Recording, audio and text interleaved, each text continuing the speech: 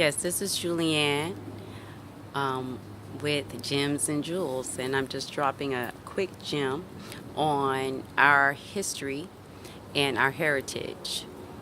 I wanted to talk about the common sense of being original Americans. And to me, saying original American is the most correct term. No one's saying that, but I'm saying it. The original Americans, Black Americans being the original Americans, meaning that most of us or most of our ancestors did not come here on a boat from Africa. The rock landed on our black ass. I had instinct to this. Just at one point, it started waking me up a little bit. Just little things like, okay, yes, us and Africans look different. And people say, no, there's Africans who look just like you, and blah, blah, blah, blah, blah. But in reality, let's be real. Africans and Black Americans look different. I can look at a African person and see that they're African. And they can look at me and see that I'm Black American, or they can see that I'm not African. Um, and then people say, well, that's because we've been mixed. So when you look at the DNA testing that they're giving us, which is not accurate, it's fake. It's to cover up the history that they created, to cover up the history, no, to verify the history that they created and cover up the real history. Um, if we don't look like Africans, and then now the DNA that we are getting is saying that we're mainly African, then we should look more like African. If they're saying, no, you're not mixed with the natives, most of you guys say you're part native, but that's not true. Your DNA doesn't show it. Most of you guys say that you're mixed somehow, but it doesn't show it. So according to them, our DNA is 90% African and all that stuff, right? But we don't look 90% African. Our babies, our babies look different. An African baby, and I'm generalizing, but an African baby has sharp features, has high cheekbones in the beginning when they're born. Their hair is already like this in the beginning. Our babies are round-headed, fat face, with curly hair that changes later to more thick, nappy hair. I'm happy to be nappy. That's one. So we don't look like Africans, but we're supposed to have the DNA of majority of African, and all of us came over here from Africa, according to them.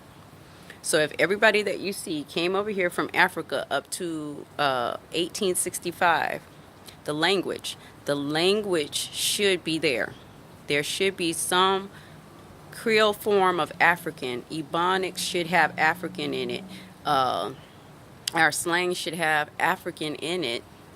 If everybody that you see who got off the boat, or everyone who you see with this color skin and this kind of hair is from Africa, then our words, some of our words would have carried through.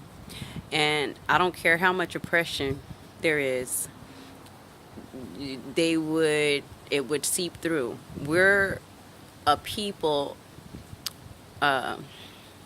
who use native words all the time.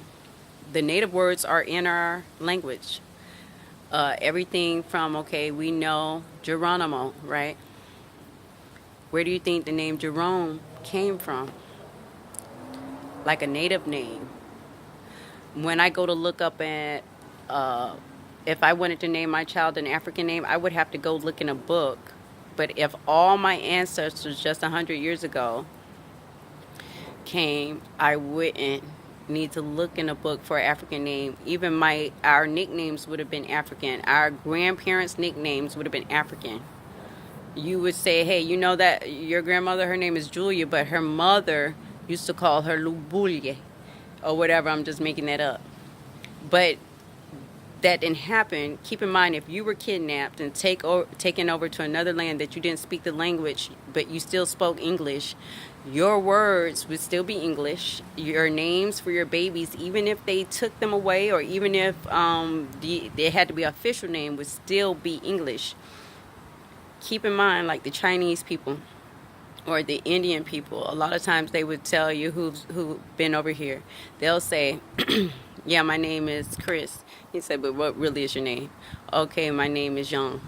My name is, Bing," or something like that. With all other cultures, if you look at them and they become Americanized or Europeanized or whatever you want to call it, they still keep the name because that's inside of them. Their language is still inside of them, and they're going to let it come out. There's going to be things that we call, if we look at a tree, we would know the African name of that tree.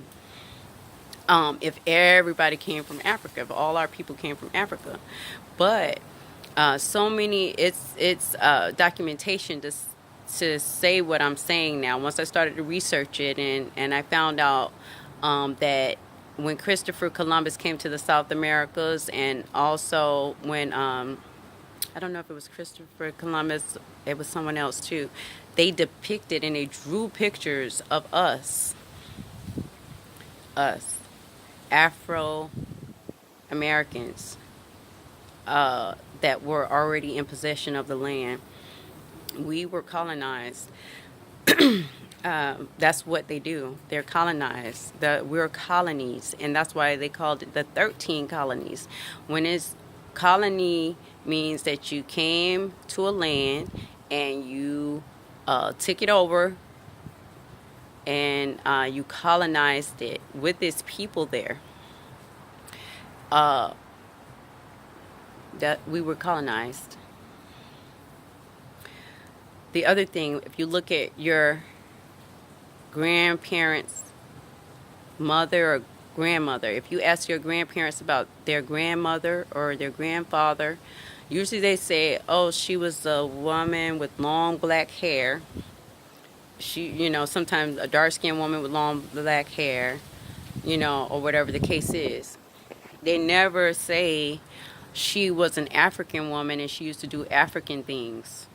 I mean, it's rare. Now, it's going to happen because 5% of the slave trade Africans were brought here, but a good percentage was just dropped off in all the other islands. There wasn't hardly any left to drop off here.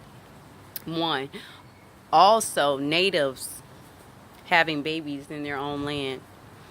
At a certain period of time, Americans weren't supposed to bring slaves to America anymore.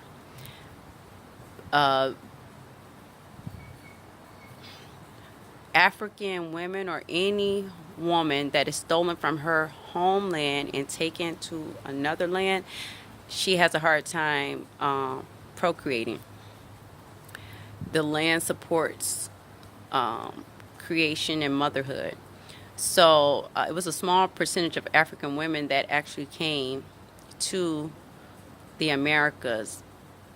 The percentage of African women that came to Americas would not be able to produce all the black Americans that you see because her body would not accept that. They needed native women. The most that they could do is bring African men and mate them with the native women in order to, create a good human crop. So in reality, it's not even possible for the little bit of African women that are documented as coming to be able to produce all the African American people that you see, the black American people, the original American people that you see. There's so many things that, just are little hints that we're not from Africa. We're from here. This is our land. We have been colonized. And that's basically it. That's part one. At least I don't know if I'm going to say anything else. But love. I just wanted to throw that gem out there. I don't know how big a difference it makes to your life to know that you're not from Africa. But as a whole, once we really realize that, then I think it'll make a big difference to our actions and what we're trying to do and where we're trying to go and where we're trying to be. Love.